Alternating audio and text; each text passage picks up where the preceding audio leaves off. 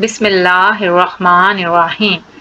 Question number 1 है find the value of integral 10 into x square minus 3x plus 4 power 9 into 2x minus 3 dx।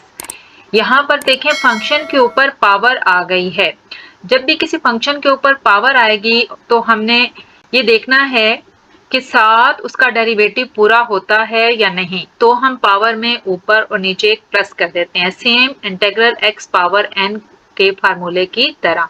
जैसे ये देखें हमारे पास integral x power n dx, तो हमारे पास क्या आ जाता है, हम x की पावर में इधर भी एक प्लस कर देते हैं और डिनोमिनेटर में भी एक प्लस कर देते हैं।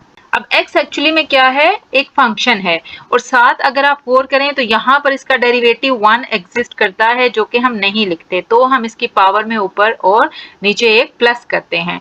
सेम इसी तरह x की जगह जब कोई वैल्यू लिखी होगी, कोई फंक्शन लिखा होगा, कोई फंक्शन f को मैं f ऑफ x कह देती हूँ और उसके ऊपर पावर होगी n, तो साथ अगर हमारे पास इसका डेरिवेटिव पूरा हो जाएगा तो हम क्या करेंगे, इसकी पावर में सेम इसी तरह से वो पूरा फंक्शन लिख के उसकी पावर में हम एक प्लस कर देंगे, ऊपर भी और नीचे डिनोमिनेटर में भी। ये रूल यहाँ पर अप्लाई होगा। अब यहाँ से देखें इसके सोल्यूशन में 10 कांस्टेंट वैल्यू है, इसको हम इंटीग्रल साइन से बाहर ले लेते हैं, is equal to 10 integral x square minus 3x plus 4, इसके ऊपर पावर है हमारे पास 9 और साथ हमारे पास क्या आ रहा है 2x माइनस 3। ब्रैकेट में जो वैल्यू है जिसके ऊपर पावर 9 है, अब इस पूरी वैल्यू का अब हम यहाँ पर देखेंगे साथ डेरिवेटिव पूरा हो रहा है या नहीं। ये हमारे पास फंक्शन है, ये हमारे पास क्या है, फंक्शन है f ऑफ x, फंक्शन कह लें या f ऑफ x कह लें, और इसके ऊपर पावर देखें सेम इस वे से n की जगह हमारे पास क्या लिखा हुआ है, 9 लिखा हुआ है। साथ अब हमने देखना है कि इसका डेरिवेटिव पूरा होता है या नहीं होता। X square minus 3x plus 4, इसका डेरिवेटिव हमारे पास आता है पावर पहले 2x, यहाँ पर मैं डायरेक्ट डेरिवेटिव ले रही हूँ। इंटीग्रेशन के लिए आपकी डिफरेंशिएशन बहुत स्ट्रांग होनी चाहिए। 2x2 माइनस 1 माइनस 3x का डेरिवेटिव हमारे पास क्या होता है 1, और 4 का डेरिवेटिव हमारे पास क्या हो जाता है 0, क्योंकि 4 क्या है हमारे पास एक कांस्टेंट है। तो ये हमारे पास क्या आ गया 2x माइनस 3। तो इस फंक्शन का देखें, इस फंक्शन का x square minus 3x plus 4 का डेरिवेटिव 2x माइनस 3 है, जो यहाँ पर हमारे पास पूरा हो रहा है।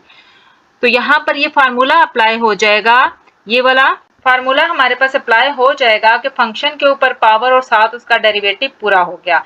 ये देखें यहाँ पर फंक्शन के ऊपर पावर और साथ ये इसका क्या है हमारे पास डेरिवेटिव है, और ये देखें फंक्शन है और उसके ऊपर पावर आ रही है। तो अब हम क्या करेंगे, इस फंक्शन की पावर में यानी जो पावर 9 है इसमें हम ऊपर और नीचे एक प्लस कर देंगे और इंटीग्रल साइन क्या हो जाएगा हमारे पास हट जाएगा। तो इज इक्वल टू हमारे पास क्या आ गया, is equal to 10 into x square minus 3x plus 4, इसकी पावर 9 में हमने ऊपर भी एक प्लस कर दिया और डिनोमिनेटर में भी हमने क्या किया है एक प्लस कर दिया है, 9 प्लस 1।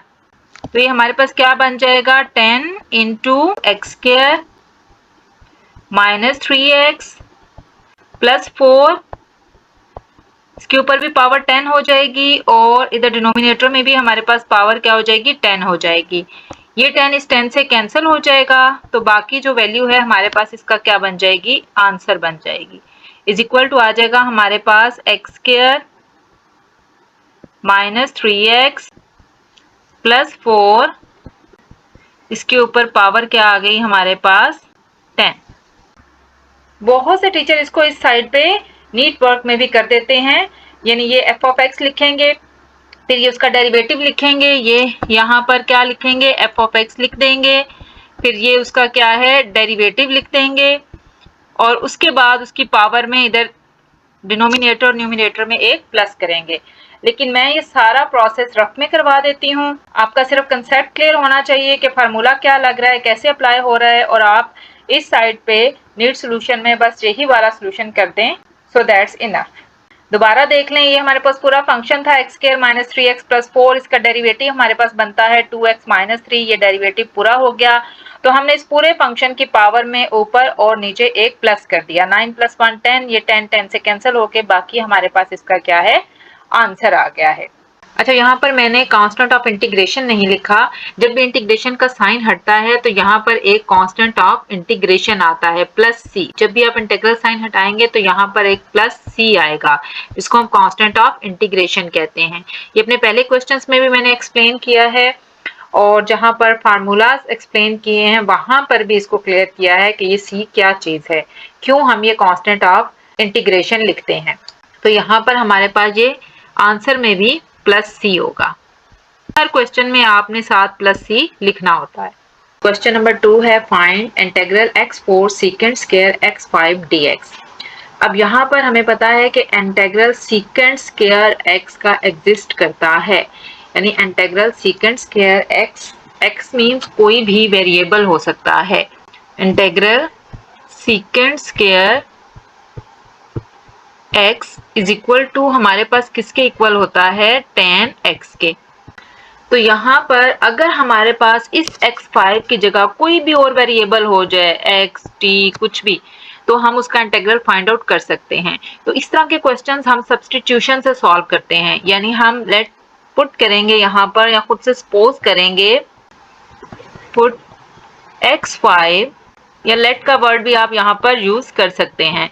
x5 फर्ज करें हम ले लेते हैं t के इक्वल, उसको दोनों साइड पे डिफरेंशिएट करेंगे, डिफरेंशियल लेंगे हम, तो हमारे पास क्या आ जाएगा, पावर पहले 5x 5 - 1, पावर रूल लगेगा x पावर n वाला, तो x का डिफरेंशियल dx और t का डिफरेंशियल हमारे पास क्या आ जाएगा, dt। तो ये हमारे पास आ जाएगा 5x4 dx is equal to dt। यहां से x4 dx हमारे पास आ जाएगा इज इक्वल टू 1/5 dt। 5 जो इधर मल्टीप्लाई हो रहा है दूसरी साइड पे हमारे पास जाके क्या हो जाएगा, डिवाइड हो जाएगा। अब ये वाली वैल्यूज हम इसमें पुट करेंगे। इंटीग्रल secant square, इसको हम थोड़ा सा अरेंज कर लेते हैं, secant square x5 और फिर हम लिखेंगे x4 dx। ये सारी वैल्यूज आपस में मल्टीप्लाई हो रही हैं तो x4 मैंने dx के साथ लिख दिया। अब यहां से देखें x4 dx, ये x4 dx हमारे पास आता है 1/5 dt के, और x5 हमारे पास किसके इक्वल आता है, t के। ये वैल्यूज हम यहाँ पर पुट कर देंगे, तो इज इक्वल टू हमारे पास क्या आ जाएगा, इंटीग्रल secant square x5 की जगह हम लिखेंगे t और x4 dx की जगह हमारे पास क्या आ जाएगा, 1/5 dt is equal to, constant हमेशा इंटीग्रल साइन से बाहर आ जाता है, तो ये 1/5 हमारे पास कांस्टेंट है, तो ये हमारे पास क्या हो जाएगा, इंटीग्रल साइन से बाहर आ जाएगा। इंटीग्रेशन के साइन से हम इसको बाहर ले आएंगे। डेरिवेटिव्स में और इंटीग्रेशन में अगर किसी भी वेरिएबल के साथ कांस्टेंट आता है तो वो हमेशा डेरिवेटिव या इंटीग्रेशन साइन से बाहर आ जाता है। पीछे बच गया हमारे पास secant square t dt। तो ये देखें secant square t dt same ऐसे ही है जैसे लिखा हो secant square x dx। यहाँ x की जगह हमारे पास क्या बन जाता है, variable secant square t dt। तो इसका हमारे पास इंटीग्रल क्या आ जाएगा, tan t। तो आंसर हमारे पास इसका क्या आ गया, 1/5 tan t। हमारा क्वेश्चन वेरिएबल x में दिया गया था, तो t की वैल्यू हम यहां से वापस पुट कर देंगे। t हमारे पास है x पावर 5, तो इज इक्वल टू हमारे पास क्या आ जाएगा, 1/5 tan x5।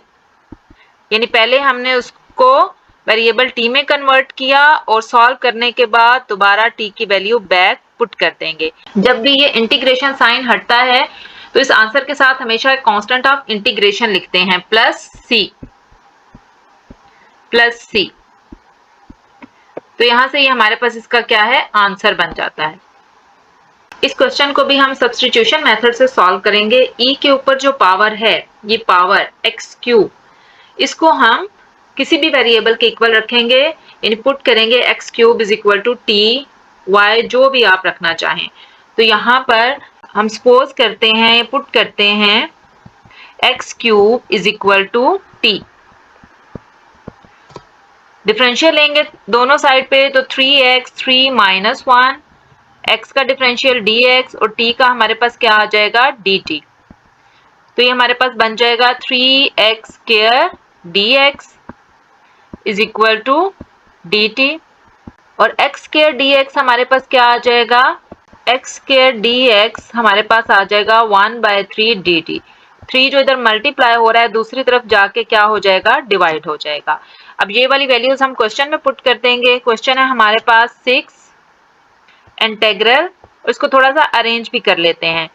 सारी वैल्यूज मल्टीप्लाई हो रही हैं तो आप जिस वैल्यू को मर्जी पहले लिख सकते हैं। हम लिखते हैं e पावर x क्यूब और साथ लिखते हैं x स्क्वायर dx। अब इसमें हम वैल्यूज पुट करेंगे। x क्यूब की वैल्यू है t यहाँ से और x स्क्वायर dx की वैल्यू है 1/3 dt। ये दो वैल्यूज अब हम इस क्वेश्चन में पुट कर देते हैं तो हमारे पास क्या आ जाएगा, is equal to 6 integral e power x cube की जगह ये वाला t हमने पुट कर दिया, दिस वन t, और जो पीछे बच रहा है x के dx इसकी जगह हमारे पास क्या आ गया 1/3 dt। यहाँ से 1/3 कांस्टेंट है तो बाहर आ जाएगा 6 इंटू 1/3 और अंदर हमारे पास क्या आ गया, इंटेग्रल साइन के अंदर e पावर t dt। ये 6 और 3 एक दूसरे से कैंसिल हो जाएंगे तो हमारे पास क्या बच जाएगा 2 और हमें पता है कि integral e power x dx equal होता है e पावर x के। तो यहाँ x की जगह अगर t होगा तो e पावर t dt हमारे पास किसके इक्वल आ जाएगा, e पावर t के ही इक्वल, यानी इंटेग्रल साइन हटेगा तो ये हमारे पास बन जाएगा e पावर t। तो ये हमारे पास आ गया 2 e power t plus c हमारे पास यहाँ कांस्टेंट ऑफ इंटीग्रेशन है। तो t की वैल्यू दोबारा हम यहाँ से रिप्लेस कर देंगे क्योंकि क्वेश्चन हमारा वेरिएबल x में ही है। तो 2 e power x cube plus c, ये हमारे पास इसका क्या है, आंसर बन जाएगा। क्वेश्चन नंबर 4 है find the value of integral sine inverse of x over square root 1 minus x square dx। ये भी बहुत ही इंपॉर्टेंट और बहुत ही इजी क्वेश्चन है। यहाँ पर अब हमने क्या करना है, इसको हम ऐसे लिखेंगे is equal to integral sine inverse of x और जो डिनोमिनेटर में वैल्यू है 1 माइनस एक्स स्क्वायर का स्क्वायर रूट, इसको यहाँ अलग करके लिख देते हैं 1 minus x square square root dx। देखिए मल्टीप्लाई होके ये साइन इनवर्स ऑफ x जब इस 1 से मल्टीप्लाई होगा तो साइन इनवर्स ऑफ x ही देगा ओवर 1 माइनस एक्स स्क्वायर का स्क्वायर रूट, यानी ऊपर वाली वैल्यू ही आ जाती है। सिर्फ इसको लिखने का थोड़ा सा फॉर्मेट या स्टाइल चेंज किया है, अदरवाइज क्वेश्चन ये ओरिजिनल ही है। अब यहाँ पर हमने कौन सा रूल अप्लाई करना है, देखिए हमारे पास ये रूल है कि अगर कोई फंक्शन हो और उसके ऊपर कोई पावर हो और साथ उसका डेरिवेटिव पूरा हो जाए तो हम क्या करते हैं, उस फंक्शन की पावर में ऊपर भी एक प्लस कर देते हैं और डिनोमिनेटर में भी एक प्लस कर देते हैं। एफ ऑफ एक्स फंक्शन को शो कर रहा है। आप इस फार्मूले को सिंपल ऐसे भी लिख सकते हैं, ये फंक्शन पावर n और साथ उसका क्या है हमारे पास डेरिवेटिव ऑफ फंक्शन पूरा हो रहा हो तो हम क्या करते हैं, उस फंक्शन की पावर में ऊपर भी एक प्लस कर देंगे, न्यूमिनेटर में भी और डिनोमिनेटर में भी। तो अब यहाँ पर देखिए हमारे पास ये लिखा हुआ है साइन इनवर्स ऑफ x, इसके ऊपर पावर 1 है जो हम नहीं लिखते और साथ देखें derivative sign inverse of x का हमारे पास क्या होता है, derivative of sine inverse of x। Question बहुत आसान है, एक या दो स्टेप्स में कंप्लीट हो जाता है। ये सारा मैं आपको क्लियर करने के लिए इसको कर रही हूँ। Derivative sign inverse of x हमारे पास होता है 1 ओवर 1 माइनस एक्स स्क्वायर का स्क्वायर रूट। अब ये देखें ये जो फंक्शन है साइन इनवर्स ऑफ x, ये उसका साथ डेरिवेटिव पूरा हो गया। इस तरह के क्वेश्चन काफी सारे मैंने आपको पहले भी करवाए हैं। तो यहाँ पर अब हमारे पास क्या हो गया, ये रूल फॉलो हो गया कि फंक्शन और साथ उसका डेरिवेटिव पूरा हो रहा है तो हम इसकी वैल्यू में न्यूमिनेटर में भी एक प्लस कर देंगे इसकी पावर में और डिनोमिनेटर में भी एक प्लस कर देंगे। साइन इनवर्स ऑफ x, अब इसकी पावर में हमने क्या किया है 1 में ऊपर भी प्लस कर दिया 1 और डिनोमिनेटर में भी 1 प्लस कर दिया। बस ये क्वेश्चन हमारा यहाँ पर सॉल्व हो गया है। तो ये आंसर हमारे पास क्या बन जाएगा, साइन इनवर्स ऑफ एक्स 1 + 1 क्या हो जाता है 2/2। यहाँ पर एक कांस्टेंट ऑफ इंटीग्रेशन लगता है +c, ये लगा दें तो बेस्ट है, लगाना चाहिए। बहुत से क्वेश्चंस में मैंने ये यूज नहीं किया, लेकिन स्टार्ट में जब इंटीग्रेशन का लेसन स्टार्ट किया था मैंने, तो आपको बताया था कि कांस्टेंट ऑफ इंटीग्रेशन उसमें साथ लगता है। तो ये इसका हमारे पास आंसर हो गया। यानी ये फंक्शन है साइन इनवर्स ऑफ एक्स और साथ उसका डेरिवेटिव पूरा हो रहा है, तो इसकी पावर में हमने ऊपर और नीचे एक प्लस कर दिया। Find integral cos natural log of x by x dx। यहाँ पर भी हम इसकी सब्स्टिट्यूशन करेंगे। जो cos के साथ वैल्यू लिखी हुई है नेचुरल लॉग ऑफ x, उसको हम किसी वेरिएबल के इक्वल रख लेते हैं। तो put natural log of x is equal to t। जब हम इसका डिफरेंशियल लेंगे तो नेचुरल लॉग ऑफ x का डेरिवेटिव हमारे पास होता है 1/x dx is equal to आ जाएगा हमारे पास dt। अब ये वैल्यूज इस क्वेश्चन में पुट करेंगे। क्वेश्चन है हमारे पास cos natural log of x over x dx। यहाँ पर जो ओवर x dx है इसको हम ऐसे लिख सकते हैं इंटीग्रल, क्योंकि ये वैल्यू हमारे पास डिवाइड हो रही है तो हम इसको कैसे लिखेंगे, cos natural log of x, जो वैल्यू डिवाइड हो रही है उसको हम ऐसे लिख देते हैं 1/x into dx। cos natural log of x 1/x से मल्टीप्लाई होके cos natural log of x by x ही दे देगा।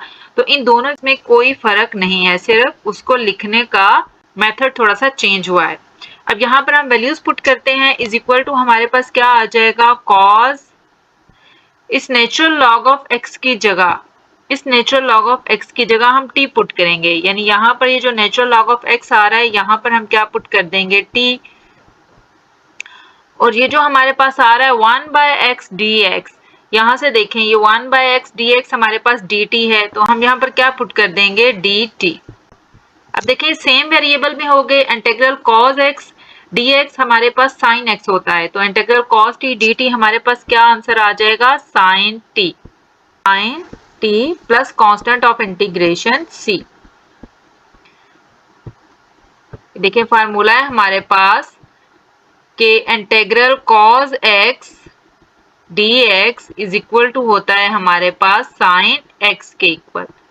तो यहाँ पर जब वेरिएबल चेंज होगा cos t dt होगा तो ये sin t आ जाएगा।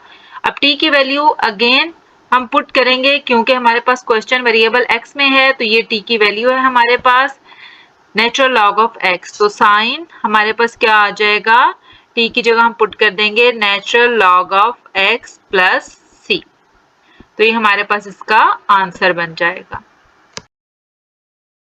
इस फंक्शन की वैल्यू फाइंड आउट करने के लिए हम जो फार्मूला यूज करेंगे वो है हमारे पास कि अगर फ्रैक्शन फॉर्म में कोई वैल्यू दी जाए, न्यूमरेटर में भी कोई फंक्शन हो और डिनोमिनेटर में भी कोई फंक्शन हो, तो जो डिनोमिनेटर में फंक्शन होता है, ये डिनोमिनेटर में कोई फंक्शन है, अगर इसका ऊपर derivative f prime of x derivative को शो कर रहा है, पूरा हो जाए, तो हम इसको किसके इक्वल ले आते हैं, नेचुरल लॉग ऑफ x के इक्वल ले आते हैं।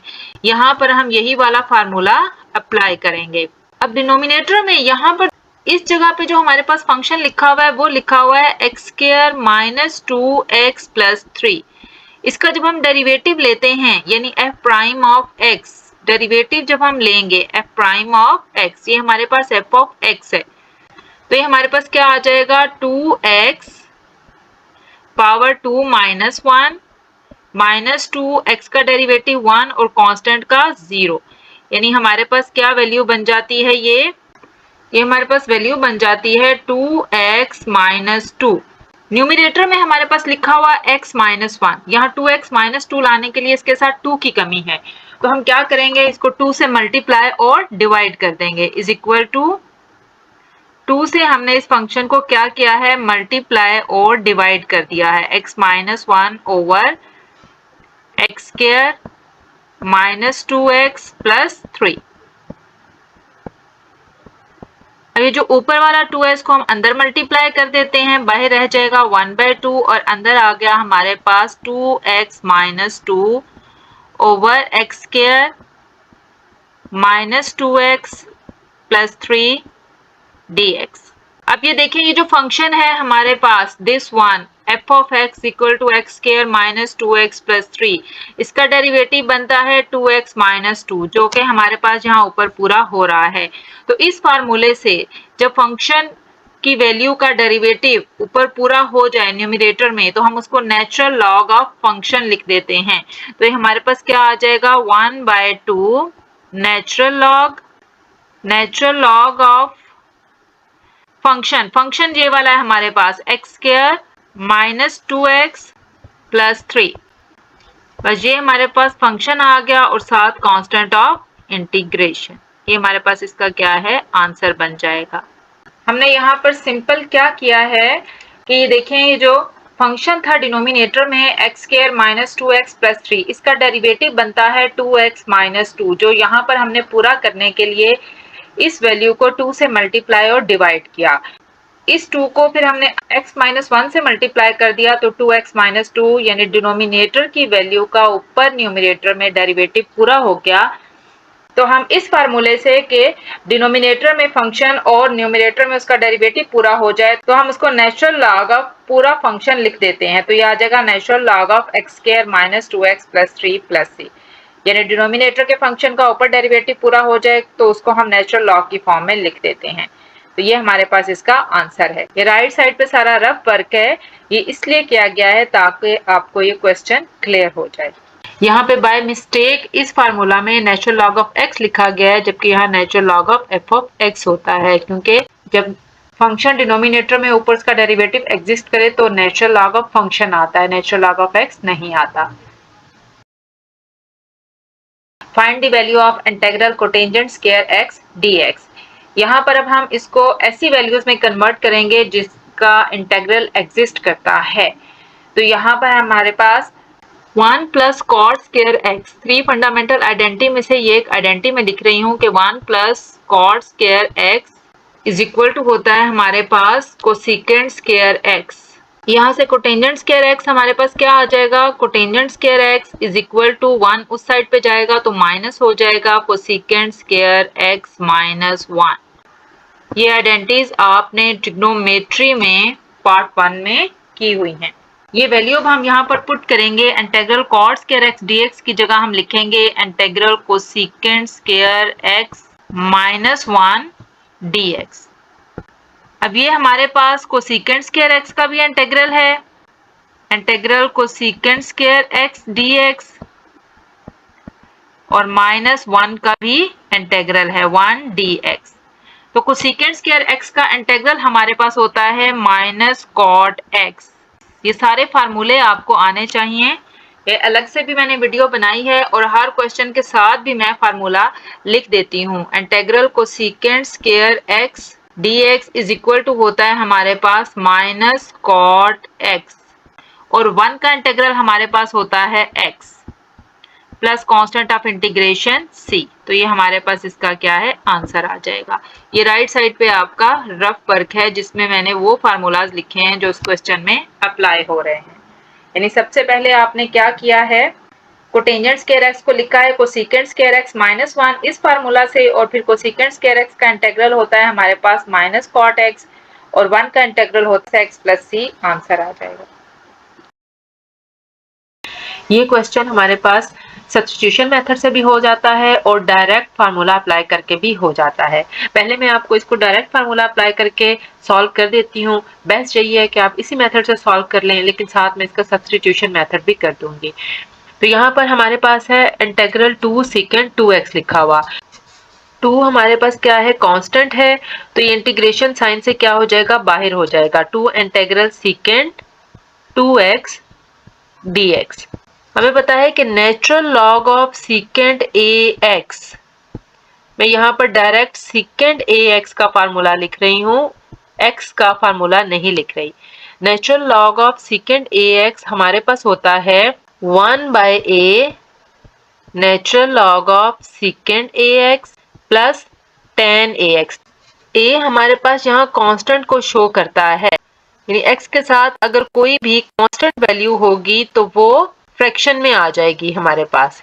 ये इधर नीचे ये देखें यहाँ पर फ्रैक्शन में आ जाएगी। तो इस फार्मूले से हम डायरेक्ट इस क्वेश्चन को सॉल्व कर लेते हैं।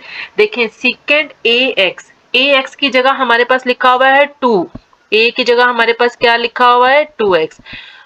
तो इस फार्मूले को जब हम अप्लाई करेंगे इज इक्वल टू 2 और इंटीग्रल सेकेंड 2x dx हमारे पास क्या आ जाएगा 1/2 natural log of secant 2x। ax की जगह हमारे पास क्या है 2x यानी कांस्टेंट टर्म है, प्लस 10 2x।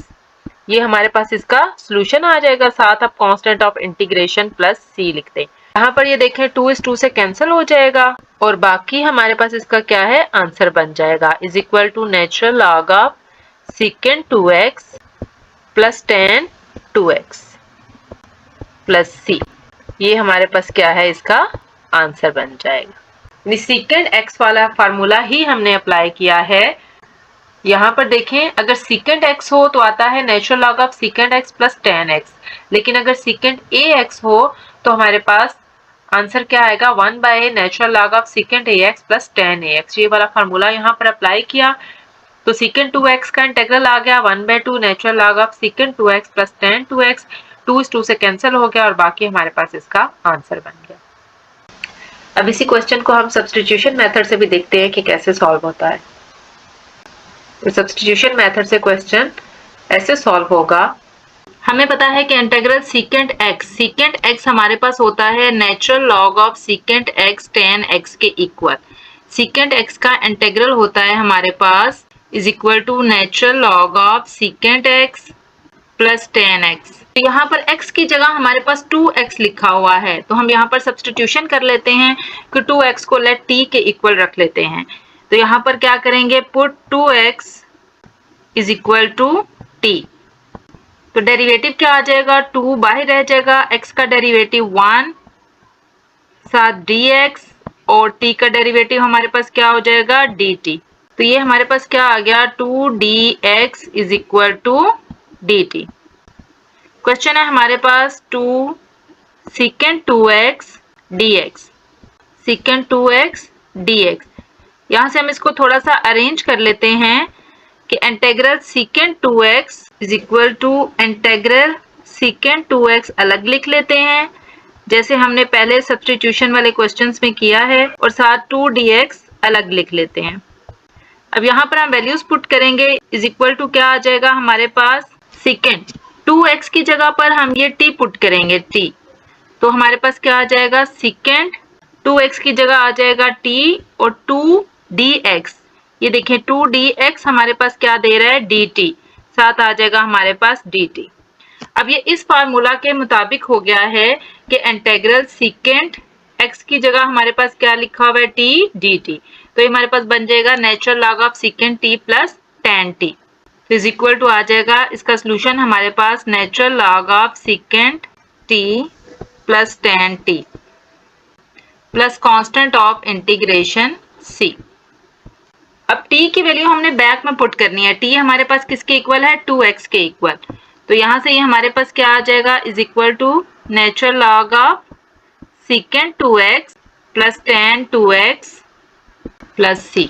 ये हमारे पास इसका आंसर आ जाएगा। Find integral sine 9x cos x dx। यहाँ पर अब हमारे पास क्या फार्मूला लगेगा कि साइन के ऊपर देखें पावर आ रही है और साथ है cos x लिखा हुआ, तो फंक्शन के ऊपर जब पावर हो तो हम देखते हैं कि साथ क्या जो वैल्यू है वो इसका डेरिवेटिव बनती है या नहीं बनती। अगर नहीं बनती तो हम कोशिश करते हैं कि साथ डेरिवेटिव बन जाए, तो हम उसकी पावर में ऊपर भी एक प्लस कर देते हैं और डिनोमिनेटर में भी एक प्लस कर देते हैं। तो रूल है हमारे पास कि अगर फंक्शन के ऊपर कोई पावर हो, फंक्शन के ऊपर हमारे पास कोई भी पावर हो और साथ उसका डेरिवेटिव पूरा हो रहा हो, तो हम क्या करते हैं उसकी पावर में एक प्लस कर देते हैं, यानी f of x power n+1 और डिनोमिनेटर में भी एक प्लस कर देते हैं। हमारे पास साइन x है और साइन का डेरिवेटिव हमें पता है cos x, यानी फंक्शन का साथ डेरिवेटिव पूरा हो रहा है। तो हम क्या करेंगे यहाँ पर हमें कुछ भी add subtract multiply and divide करने की जरूरत नहीं है। फंक्शन का साथ डेरिवेटिव पूरा हो रहा है। ये देखें हमारे पास क्या लिखा हुआ है साइन पावर 9x।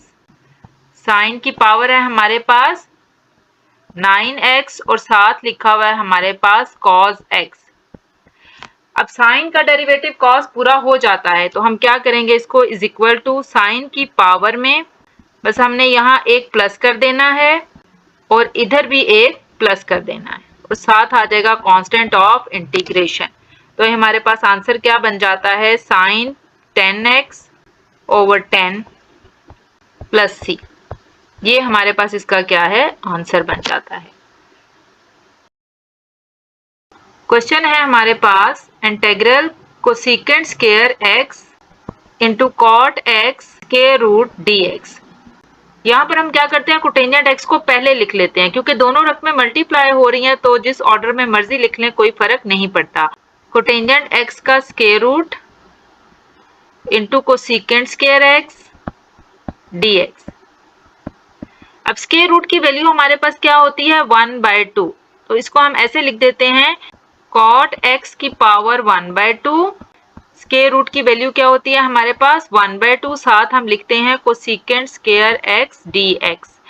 अभी हमने किस लिए लिखा है, क्योंकि दो रकमें मल्टीप्लाई हो रही हैं, दोनों के ऊपर पावर भी आ रही है, तो हमने देखना है कि कौन सी रकम किसका डेरिवेटिव बनती है। हमारे पास रूल क्या लग जाएगा कि फंक्शन के ऊपर अगर पावर हो और साथ उसका डेरिवेटिव एग्जिस्ट करे तो हम उसकी पावर में एक प्लस कर देते हैं न्यूमरेटर में और डिनोमिनेटर में भी पावर में एक प्लस कर देते हैं ओवर n+1। कोटेंजेंट x किस लिए पहले लिखा था, क्योंकि डेरिवेटिव ऑफ कोटेंजेंट x हमारे पास माइनस कोसेकेंट स्क्वायर x होता है। Derivative of cotangent x cot x हमारे पास होता है माइनस कोसेकेंट स्क्वायर x। तो इट मींस कोटेंजेंट x का साथ डेरिवेटिव पूरा हो रहा है, सिर्फ एक माइनस साइन की कमी है। तो हम यहाँ पर क्या करेंगे, माइनस अप्लाई करेंगे, एक माइनस इधर बाहर अप्लाई कर देते हैं, कॉट x पावर 1/2 और एक माइनस अंदर कोसेकेंट स्क्वायर x के साथ, और ये माइनस माइनस दोनों प्लस हो जाएंगे, ओरिजिनल वैल्यू ही हमारे पास रह जाती है। ये माइनस और ये माइनस दोनों मिलके प्लस हो जाते हैं। फंक्शन का साथ डेरिवेटिव पूरा हो गया, कोटेंजेंट x का साथ डेरिवेटिव पूरा हो गया, तो ये रूल हमारे पास अप्लाई हो जाता है। तो अब हम क्या करेंगे, कोटेंजेंट x की पावर में न्यूमरेटर और डिनोमिनेटर में एक प्लस कर देंगे, is equal to minus cot x power 1/2 plus 1 over 1/2 plus 1, क्योंकि साथ उसका डेरिवेटिव पूरा हो रहा है, साथ कांस्टेंट ऑफ इंटीग्रेशन। 1/2 प्लस 1 का जब हम एलसीएम लेते हैं तो ये हमारे पास आ जाता है 3/2। तो कॉट x की पावर हो गई हमारे पास 3/2 प्लस c, और डिनोमिनेटर में भी हमारे पास क्या आ जाता है 3/2। ये हमारे पास मजीद कैसे लिखा जाएगा, इज इक्वल टू -2/3, 2 ऊपर चला जाएगा और 3 नीचे आ जाएगा। फ्रैक्शनल वैल्यू को हम इस फॉर्म में लिख देंगे, cot x power 3/2 plus c। ये हमारे पास इसका क्या है, आंसर बन जाएगा। 1/2 प्लस 1 का देखें एलसीएम कैसे आता है, 2 यहाँ पर आ गया, फिर 2 को इस 2 पे डिवाइड करें, आंसर 1, 1 1 जार 1 और प्लस 2 1 जार 2, तो ऐड करेंगे तो ये हमारे पास 3/2 आ जाएगा। इन क्वेश्चंस में ज्यादातर सब्स्टिट्यूशन या रूल 1 और रूल 2 लग रहे हैं, यानी फंक्शन की पावर हो और साथ उसका डेरिवेटिव पूरा हो जाए, या डिनोमिनेटर में फंक्शन हो और ऊपर उसका डेरिवेटिव पूरा हो जाए। क्वेश्चन नंबर 11 है integral e power x sin x plus cos x। यहाँ पर e पावर x ब्रैकेट में दोनों वैल्यू से मल्टीप्लाई हो रहा है, तो हम इसको कैसे लिखेंगे, इज इक्वल टू आ जाएगा हमारे पास, is equal to integral e power x sin x, यानी अंदर sin x से भी मल्टीप्लाई होगा और अंदर cos x से भी मल्टीप्लाई हो जाएगा। ब्रैकेट में sin x और cos x दोनों से बाहर वाले e पावर x को हम मल्टीप्लाई कर देंगे, e power x cos x dx। अब ये 2 टर्म्स है हमारे पास प्लस साइन के साथ, तो इनका इंटीग्रल अलग अलग होगा। डेरिवेटिव या इंटीग्रेशन में जितनी भी टर्म्स होती हैं हर एक का डेरिवेटिव या इंटीग्रल अलग अलग हो जाता है। तो ये हमारे पास क्या आ जाएगा, e power x sin x, इसका इंटीग्रल हम अलग कर लेंगे, और जो e power x cos x है उसका इंटीग्रल अलग कर लेंगे, plus integral e power x cos x dx। अब यहाँ पर जो फर्स्ट टर्म है उसको हमने ऐसे ही लिख देना है, integral e power x sin x। इन दोनों में से कोई सी भी एक वैल्यू को हम सॉल्व करेंगे तो हमारे पास रिक्वायर्ड आंसर आ जाता है। दोनों टर्म्स को एट अ टाइम हम सॉल्व नहीं करेंगे। प्लस अब ये जो वैल्यू है integral e power x cos x, यहाँ पर देखें टू टर्म्स आपस में मल्टीप्लाई हो रही हैं, एक e पावर x और दूसरी cos x। तो हमारे पास यहाँ इंटीग्रेटिंग बाय पार्ट्स वाला फार्मूला लगेगा, यानी इंटीग्रल u v dx। यहाँ पर आप u v या f g भी लिख सकते हैं, u और v यहाँ पर x के फंक्शन है। तो इसका इंटीग्रल क्या होता है, हमारे पास पहला फंक्शन जो u है उसको हम ऐसे ही लिख देंगे, इंटीग्रल हम ले लेंगे v का और माइनस इंटीग्रल ऑफ डेरिवेटिव लेंगे हम फर्स्ट फंक्शन का। फर्स्ट क्या है u का डेरिवेटिव लेंगे इंटू इंटीग्रल ऑफ सेकेंड यानी v dx, और फिर इस पूरे का हम क्या लेंगे, इंटीग्रल ले लेंगे। u और v आप फर्स्ट और सेकेंड फंक्शन भी कंसिडर कर सकते हैं। अब यहाँ पर देखें जो u है हमारे पास, u वो हमने लिया e पावर x और जो v है वो हमने लिया है cos x। तो इस फार्मूले को अब इन टू वैल्यूज पे हम अप्लाई करते हैं, यानी फर्स्ट फंक्शन u हमारे पास e पावर x और सेकेंड फंक्शन जो हमारे पास है वो cos x है। देखें इसको अब हम अप्लाई करते हैं फर्स्ट एज इट इज, यानी e पावर x। यहाँ पर देखें u को ऐसे रहने देना है, it means e power x को हमने ऐसे ही रहने देना है। फिर इंटीग्रल v का यानी इंटीग्रल cos x, उसके बाद फार्मूले का माइनस इंटीग्रल डेरिवेटिव u की जगह हमने क्या लिखा हुआ है, e पावर x। तो डेरिवेटिव हमने किसका ले लेना है, e पावर x का। और उसके बाद है इंटीग्रल v यानी इंटीग्रल cos x, और इस पूरे का फिर हमने क्या लेना है, इंटीग्रल ले लेना है। आप इसको फर्स्ट और सेकंड फंक्शन रख के भी जहन में फार्मूला अप्लाई कर सकते हैं। दोबारा देखें हमने यहाँ क्या किया है, integral u first function v second function. जब हम इसको इंटीग्रेट करते हैं तो u को हम ऐसे ही रहने देते हैं, यानी फर्स्ट फंक्शन ऐसे ही रहेगा, इंटीग्रल ऑफ सेकंड यानी इंटीग्रल ऑफ v, फिर minus integral derivative of u into integral of v। आप इसको ऐसे भी जहन में रख सकते हैं कि फर्स्ट फंक्शन और सेकंड फंक्शन में फर्स्ट को हम ऐसे ही रहने देंगे, यानी पहली वैल्यू ऐसे ही रहने देंगे, दूसरी का इंटीग्रल ले लेंगे माइनस फिर इंटीग्रल फर्स्ट वाले का डेरिवेटिव लेंगे और फिर यहाँ सेकंड वाले का इंटीग्रल ले लेंगे। इस तरह से हमने इस फार्मूले को यहाँ अप्लाई कर दिया। नेक्स्ट स्टेप हमारे पास क्या आ जाएगा, is equal to integral e power x sine x plus e power x integral cos x हमारे पास क्या आ जाता है, साइन x। cos x का इंटीग्रल होता है हमारे पास sine x minus integral e power x का डेरिवेटिव हमारे पास e पावर x ही होता है, और cos x का इंटीग्रल हमारे पास क्या आ जाता है, साइन x, और साथ हमारे पास क्या आ गया, dx। अब देखें ये जो फर्स्ट वैल्यू है हमारे पास this e power x sine x और ये e power x sine x, ये दोनों सेम है और माइनस साइन के साथ आई तो हम इन्हें क्या करेंगे, कैंसिल कर देंगे।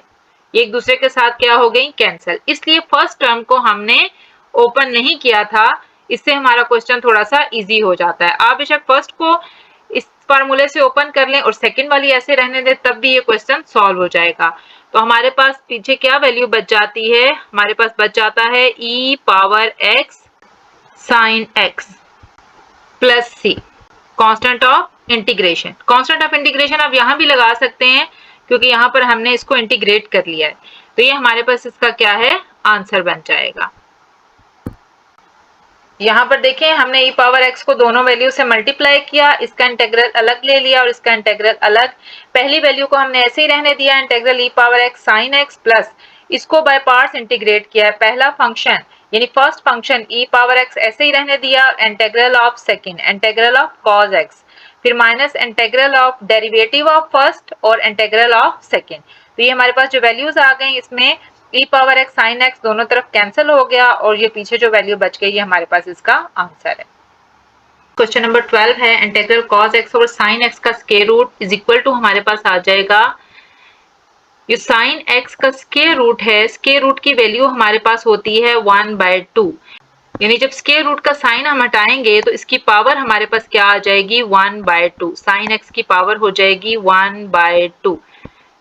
इस पूरे फंक्शन को जब हम न्यूमरेटर में लेके जाएंगे, ऊपर शिफ्ट करेंगे, तो ये हमारे पास पावर का साइन हमेशा क्या हो जाता है, चेंज हो जाता है। यानी साइन x की पावर 1/2 है, तो न्यूमरेटर में जाके क्या हो जाएगी, -1/2, और साथ हमारे पास क्या आ जाएगा, cos x। अब हमने क्या करना है, इसकी पावर में न्यूमरेटर में भी एक प्लस कर देना है, डिनोमिनेटर में भी एक प्लस। क्यों? क्योंकि साइन x का साथ डेरिवेटिव पूरा हो रहा है फंक्शन, और साथ उसका डेरिवेटिव हमारे पास पूरा हो रहा है, तो हम इसकी पावर में प्लस कर देंगे n+1 ओवर n+1। कैसे? ये साइन x है और इसका साथ डेरिवेटिव हमारे पास क्या हो रहा है, cos x पूरा हो रहा है। तो हम इसका इंटीग्रल कैसे लेंगे, तो हम इसका इंटीग्रल ऐसे लेंगे, साइन x पावर क्या है हमारे पास, -1/2, इसमें हमने क्या करना है, 1 प्लस कर देना है, और डिनोमिनेटर में भी इसी पावर में यानी -1/2 में हमने 1 प्लस कर देना है, और प्लस साथ कांस्टेंट ऑफ इंटीग्रेशन आ जाएगा। अब -1/2 + 1 का जब हम एलसीएम लेते हैं तो हमारे पास 1/2 आ जाता है। यहाँ पर फार्मूला में फंक्शन के ऊपर n आता है, यानी फंक्शन के ऊपर n होगा तो हम इधर उसकी पावर में +1 और डिनोमिनेटर में प्लस करेंगे। अगर आपको एलसीएम लेने में कोई इशू आता है तो आप ये वैल्यू कैलकुलेटर से भी फाइंड आउट कर सकते हैं। इन कैलकुलेटर से आप -1/2 लिखें, फ्रैक्शन का एक बटन होता है उसको प्रेस करें, ये अपनी कुछ वीडियोस में मैंने एक्सप्लेन भी किया है, या जो लेटेस्ट कैलकुलेटर्स आ रहे हैं वहां तो 1/2 भी लिखेंगे तो वैल्यू आ जाती है। -1/2 लिखें, +1 करें तो हमारे पास आंसर क्या आ जाएगा, 1/2 आ जाएगा। ये जो डिनोमिनेटर में 1/2 है, ये ऊपर जाके 2/1 हो जाएगा, और साइन x के ऊपर जो 1/2 लिखा हुआ है उसको आप स्क्वायर रूट की फॉर्म में भी ऐसे लिख सकते हैं। तो ये हमारे पास इसका क्या है, आंसर बन जाएगा। क्वेश्चन नंबर 13 है, integral sin square x over cos 4x dx। इस क्वेश्चन को हम ऐसे लिख सकते हैं, is equal to integral sin square x, और डिनोमिनेटर में आपका cos 4x लिखा है, cos 4x को हम ऐसे लिख सकते हैं, cos square x into cos square x। जैसे आप x4 को लिखते हैं x square into x square, की पावर 4 हो और आप उसको लिख सकते हैं x square multiplied by x square, add होके x की पावर 4 देगा। इस तरह cos 4x को हम cos square x into cos square x लिख सकते हैं। यहाँ पर देखें इज इक्वल टू हमारे पास क्या आ जाएगा, मजीद इसको थोड़ा सा लिखने का हम फॉर्मेट चेंज कर रहे हैं, ओरिजिनल इक्वेशन सेम वैसे ही रहेगी, sine square x over cos square x, और दूसरा cos स्क्वायर x है उसको हमने ऐसे लिख दिया 1 ओवर cos स्क्वायर x। अब अगर आप देखें तो इन तीनों फंक्शंस में कोई फर्क नहीं है। यहाँ पर देखें cos 4x को हमने cos स्क्वायर x लिखा और इसको ऐसे लिख दिया 1/cos स्क्वायर x। अब न्यूमरेटर वाली वैल्यूज यानी ऊपर वाली वैल्यूज जब मल्टीप्लाई होंगी sin स्क्वायर x इंटू 1 तो ये हमारे पास sin स्क्वायर x ही आ जाता है, और cos स्क्वायर x से मल्टीप्लाई होके cos 4x ही दे देता है। सिर्फ हमने इसको लिखने का थोड़ा सा फॉर्मेट चेंज किया है, अदरवाइज ये ओरिजिनल इक्वेशन की तरह से ही है, और ऐसा हमने अपने क्वेश्चन को सॉल्व करने के लिए या इजी करने के लिए किया है। अब हमें पता है कि tan थीटा या tan x हमारे पास किसके इक्वल होता है, sin x over cos x के इक्वल होता है, यानी sin ओवर cos की वैल्यू tan के इक्वल होती है।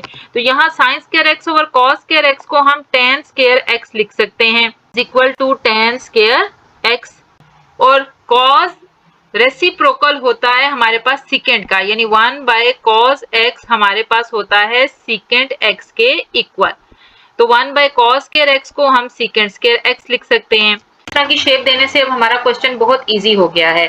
अब हम यहाँ पर फार्मूला अप्लाई कर सकते हैं कि अगर फंक्शन के ऊपर कोई पावर हो और साथ उसका डेरिवेटिव एग्जिस्ट करे तो हम क्या करते हैं, इसकी पावर में प्लस कर देंगे और डिनोमिनेटर में भी n+1 लिख देंगे।